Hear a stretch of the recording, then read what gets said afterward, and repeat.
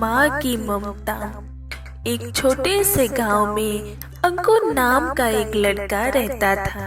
बचपन में ही पिता की मृत्यु हो जाने के कारण परिवार की आर्थिक स्थिति बड़ी दर्दनीय थी। अंकुर की माँ कुछ पढ़ी लिखी जरूर थी, लेकिन इतनी पढ़ाई से नौकरी कहाँ मिलने वाली थी। सो घर घर बर्तन मांज कर किसी तरह अपने बच्चे को पढ़ा लिखा रही थी। अंकुर का स्वभाव थोड़ा शर्मीला था और अक्सर चुपचाप बैठा रहता था। एक दिन जब वो स्कूल से लौटा तो उसके हाथ में एक लिफाफा था। उसने माँ को लिफाफा पकड़ाते हुए कहा, माँ, मास्टर साहिब ने तुम्हारे लिए एक चिट्ठी भेजी है, जरा देखो तो इसमें क्या लिखा है।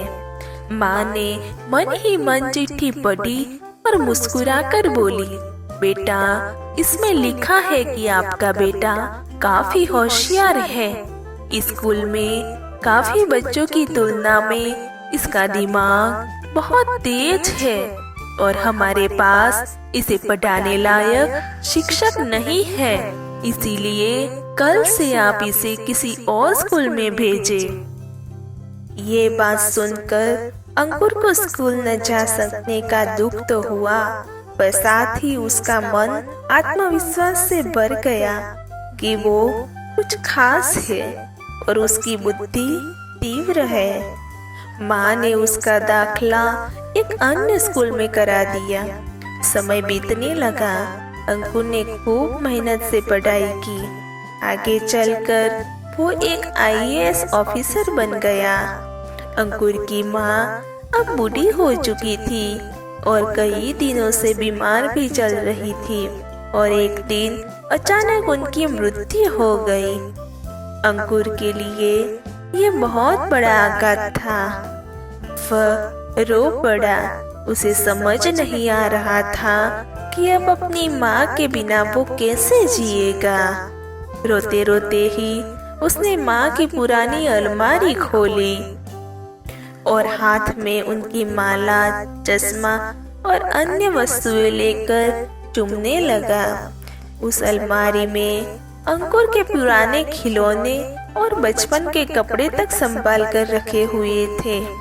अंकुर एक एक कर सारी चीजें निकालने लगा और तभी उसकी नजर एक पुरानी चिट्ठी पर पड़ी। असल में वो वही चिट्ठी थी जो मास्टर साहिब ने उसे 18 साल पहले दी थी। नम आंखों से समीर उसे पढ़ने लगा। आदरणीय अभिभावक, आपको बताते हुए हमें अफसोस हो रहा है कि आपका बेटा अंकुर पढ़ाई में बेहद कमजोर है और खेलकूद में भी भाग नहीं लेता है। जान पड़ता है कि उम्र के हिसाब से बुद्धि विकसित नहीं हो पाई है।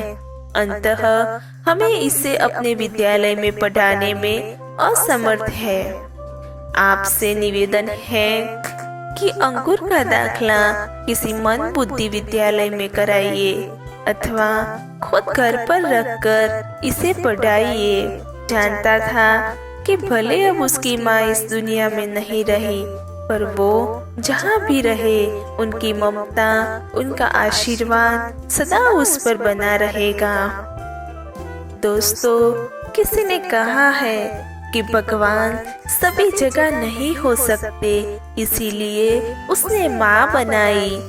माँ से बढ़कर त्याग और तपस्या की मूर्त भला और कौन हो सकता है। हम पढ़ लिख ले, बड़े होकर कुछ बन जाए, इसके लिए वो चुपचाप ना जाने कितनी कुर्बानियाँ देती है। अपनी जरूरतें मारकर हमारे शौक पूरा करती है। यहाँ तक कि संतान बुरा व्यवहार करे तो भी माँ उसका भला ही सोचती है। सचमुच माँ जैसा कोई नहीं हो सकता। माँ जैसा कोई नहीं हो सकता।